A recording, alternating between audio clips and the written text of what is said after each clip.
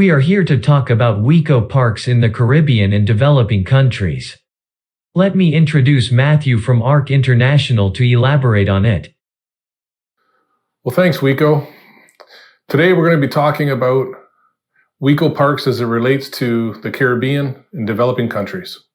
So in the Caribbean and in developing countries, when we're dealing with renewable waste, recycling, and landfills in communities, we're dealing with typically a mid-level to a low-level landfill operation. So there's things that come with that are different or looked at sometimes as hindrances compared to a very high-level North American or European type of standard when it comes to landfilling. So some of those things that we have to face with WECO parks coming into a community that has that standard is they have little to no tipping fees from the waste producer. So that does cause problems because we're looking at the economics of the operation. So the standards aren't necessarily there for a landfill or a collection system that you would see in a North American country. So there's obstacles there with mixing and sorting and contaminants. Smaller communities typically have waste habits that aren't conducive to being able to move forward in a better direction. So you have to come through and you have to work with the demographics, and you have different mindsets that are generational that you have to work through. So you have to change practices, and that takes education. And then through the process, it comes down to who's going to pay for the change, because the change has to happen to be able to get to a standard, to be able to be more efficient in your waste use, your renewable waste reuse. And in these situations, because the tipping fee is very low, or the fee to be able to pay to get rid of waste isn't there, so we have to keep the costs and the equipment costs and the technology costs as low as we can so that it can be economical, can be good for the community. So we just want to talk about some of those things that we're facing up front so we know what we're getting into while we go through this presentation. So let's just talk about some of the steps that we're going to have to go through, and then we're going to go through and break down each of those steps. So the first thing we do is we come in and we organize the locations in the communities. The second thing is the pickup options and the collection and compression and shipping to make it more efficient. We're going to talk about the centralization for sorting and fuel briquetting for a WECO park. And then for the WECO park itself, we're going to talk a little bit about the clean energy, the fuel, the food, the water, the bioproducts of the facility. We also are going to talk about the traceability and the accountability and the reward system that's going to go back to everybody in the communities who participates. We're going to talk about our community connection program, where we give back to the local community. We're going to talk about how WECO Parks comes in and creates a circular economy, where we're able to take a resource that is a liability to a community and start to turn it into an asset, and then create other things in the community to bring back more opportunity in the community. And then we're going to talk about the easy steps that we have in the WECO Park website, how we made it streamlined and efficient for you to be able to participate. So organizing communities and the locations. So what we do online through our digital process is we do a digital mapping, the distances, the waste volumes, the population, and we get all the raw data together that we're going to need and help us to be able to understand what size of a WECO park and components we're going to be able to bring in. And then when we work with the local communities, we educate them in an education program that we have about some of the source separation that they're going to have to do by keeping out the metal and the glass to keep it separate from the plastic and the wood and the fibers and the papers and the cardboards that can be commingled. Because we're working with a lower tipping fee, we get the participation of the community to be able to bring down that cost, because we can't afford to bring in the highest level of equipment that we would in North America. We're still working with the same manufacturers, but we're bringing in mid to lower level opportunities. So when we're dealing with multiple communities, we have to look at how we're going to pick up the collection and the compression and the shipping of the waste materials and being able to bring them to a centralized location. So we, in this situation, look at baling, portable balers or balers in different communities where the waste is put in, it's densified about 5-to-1, metal straps around it, plastic is wrapped around it, and the bale's put off to the side. And what happens is from these smaller communities, a truck goes around and the truck picks them up with a forklift, puts them on the bed. We load up the truck from the different communities and we bring it to the larger facility where we have the larger equipment where we get into the grinding, the separation, and the briquetting. And this is a really nice, very cost-effective way to be able to get small groups of communities or reclaim locations where people were using a landfill, maybe where they shouldn't have, and being able to clean up a situation. So for the third point, a centralized sorting and briquetting system for the renewable, the mixed material that comes into the facility. So we have that in a larger community because the smaller communities are going to feed into it. And that's where we have our large grinders and separators and then the briquetters. So we do some sorting there to guarantee that there is no metal and there is no glass in the mixed materials. And then we briquette the fuel and we compress it at about a 9-to-1 ratio. And that 9-to-1 ratio, you get a really thick briquette. And then that's the fuel that we're able to use there if we have the energy system there, or we store it there and then we transfer it over to the location where we have the cogeneration, the greenhouse, and other things. So steps 1, 2, and 3 were a lot about working with the communities, being able to cost effectively pick up, compress, and briquette the fuel material that's been source separated.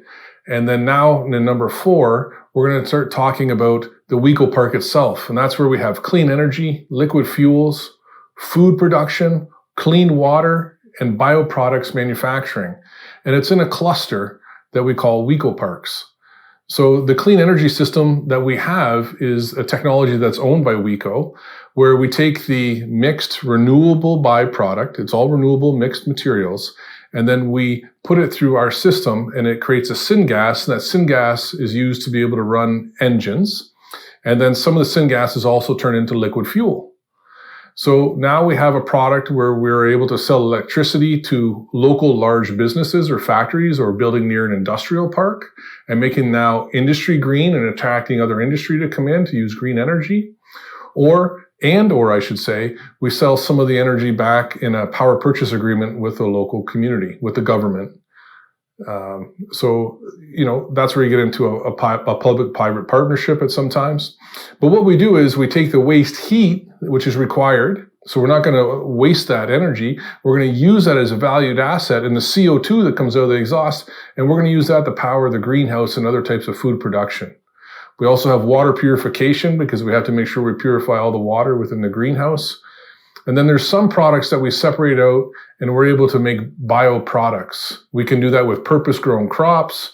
And then we have biodegradable packaging and containers, further helping the local economy with the farming community. So there's a whole bunch of other options on our website from Weco-Park Parts. And again, when we talk to your community, when they sign up with us, we start to understand what parts and what opportunities we can bring in so that we can add more jobs and we can bring money back into that community and we can donate back to that community so it can have a better circle of life. So one of the great things that Weco has put together with some of its channel partners is traceability, accountability, and rewards. So Weco operates a system where we track absolutely everything through a ledger, and that ledger is incorruptible. And that ledger is backed by a blockchain. So our blockchain has all the information in it about the waste that's picked up, what we do with the renewable waste, the energy that we make, who we sell it to, the bioproducts that we make, the food that we make out of the energy, and we report back to our investing group and the greater community who wants to see how great and positive that we are with our social, environmental, and economic standards, which are very, very high.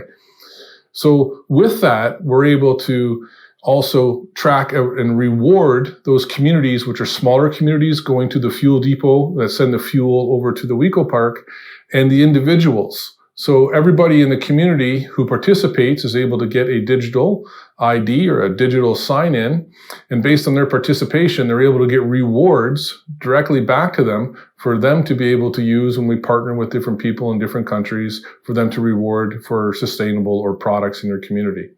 So again, it goes back to the circular economy and the circle of life and getting money and jobs and opportunity back into the community and rewarding everyone for participating for what they're required to do to help make it work. And number 6 is a community connection. So community connection is where we take a certain part of the income that we have generated through the relationship with the community and the government, and then that's put aside to be able to help and give back to the elderly in the communities, the single parents, the orphans, and more. It's the people in need in that community that need a little bit of help, and we're happy to put that money back into the community for those. We also have a program where we can work with local farmers, where we're going to help them by, in the greenhouse, growing small plug plants, and then partnering with them, getting them the plants. They grow it, we help them grow it, we buy back their produce, and we sell it for export. So again, we're bringing new money back into the community. We're using the waste to be able to power and help with the agriculture sector and help to be able to have an income to give back to the local community. It's about the circular economy, and it's about using a waste resource to be able to help communities flourish. And we're on slide number 7. And I guess I got a little ahead of myself. This is the circular economy, but that's exactly what WECO is all about. A circular economy. We're able to have renewable waste and energy, create jobs, local jobs.